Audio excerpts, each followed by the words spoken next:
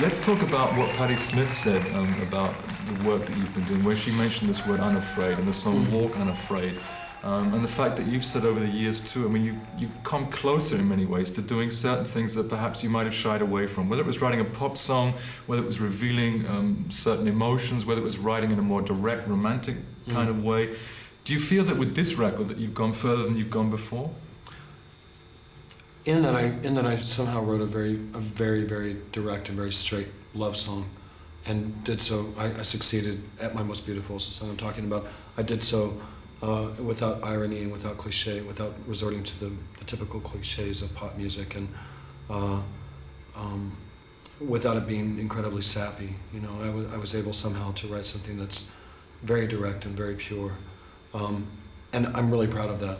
I feel that from the first record, R.E.M. has been writing love songs. It's just that it was looking at love from a different angle than what people are used to in pop music, or it was looking at it without necessarily directly addressing it as such.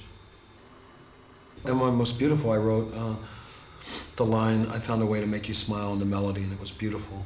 But then it took a year before I mean, I had to think about it for a year before I sat down one morning and figured out what exactly is it in the song that I found that would make you smile. What is it? You know, what is that thing? And I rewrote it dozens of times, and each time it was one of those things that I didn't want it to be. I didn't want it ironic. I didn't want it to be cynical. I didn't want it to be distanced. I didn't want it to be sappy or sentimental or cheeseball. I didn't want it to be a cliche. And it was all those things, or funny, you know, just like a comedy song. I wanted it to be real. So it took a year, you know, and it happened in 45 minutes after 2 cups of tea in my kitchen one morning. Do you see relationships between the songs? I mean, obviously you've worked with the record for a lot longer. We've just heard it now for the first time, basically, in the last couple of weeks. But you've often said, you know, this is an R.E.M. record about whatever. I mean, you know, you said this time it's partly about the dichotomy between spirituality, between science and whatever. Is that something, though, that having written the songs you started to think about, or was that something that when you sat down to write was something that just concerned you? Not so much. I mean, usually it'd be something that I would think about halfway through. You know, I'd get 8 or 9 songs written and I'd go, wow, each one of these songs has water in it. I wonder why, or water imagery or fire. And that's easy, you know, that's whatever, that's a writer thing. With this record, you know, each thing had an animal in it. And I was like, what is that about, you know? Like, I had no idea why, but I was using animals a lot. And then, well, Monkey, parakeet, alligators. Yeah, they're throughout. I don't think the record is about animals. I also don't think that it's necessarily about the division between science and religion. I've tended in the past to throw those things out, really as a test to the people that are writing about the record. It gives them something easy to base their story on. But it's a little too easy. It's all very surface, you know, to say, oh, well, this record is about sex and this one is about, I can't remember what the other ones were. Death.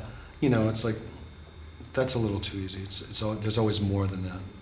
But for the writers that aren't thinking and the ones who just need an easy story, that gives them somewhere to go. I think it's a different thing, though, if you're talking about what a song might mean and the way that a song actually occurred. And it seems obvious that there are certain songs on the record that obviously occurred in a different way to others. I mean, the second song, for instance, Hey Hey, sounds to me very, very much like a song that was written as a stream of consciousness, that was something that you probably didn't, it's my opinion of it, didn't sit down and try and work out what does it mean it came to you. I don't know how quickly it would have come to you. There are other songs where it seems that... Really quickly. I had no idea. I still don't even know what that song is about. Lotus. No idea. I talked with Michael about some of those songs. I mean, you said Lotus, it's called Hey Hey on the record, right? But he told me that that's a song that he has no idea what that is about, essentially. It was written fairly fast, it came to him fairly automatic, and he was happy with it because it didn't take too long. But when you're confronted with a thing like, he doesn't know what it's about, you get this lyric, what do you actually do with that? Well, you know, we had the music written, I can think of 3 different lyrical lines that were influenced by things that occurred. I mean, I ate the lotus at the chorus.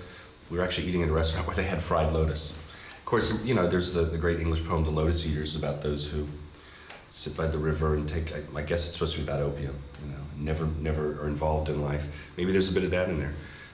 Every day I walk by a store called Ocean Flower Aquarium, which is one of the lines. You know, where does it all come to? I don't know, I have kind of a picture of what the lyrics are, but it doesn't have a storyline in that particular song. And we just go, well, that's fine, that's great. And then we can just put anything we want to on it. One of the other things he said to me was that there'll be certain lyrics that you might try out with totally different kinds of music, because it struck me that could be something that you could do with his lyrics. It's not necessarily that, you know, once you've got a backing track, he'll say this is the right lyric for that one. I think it was it the fourth song, or is that Hope on the fourth song? Or he said that was an example that you tried that with a totally different backing track.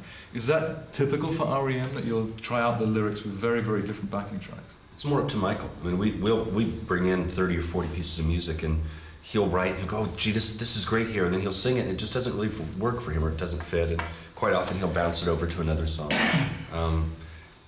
So we're up in the air. I mean, he'll go, this is the lyrics to this song, and then he'll scribble them out and start over, and then for us, it's kind of, for me, it's entertaining. I get to see how he works, and I'm like a fan. I see the end result. I see the music that we've made, and then all of a sudden, here's this finished song. But you know, it's not finished until Michael sings it, so I'm kind of in the dark as much as anyone else.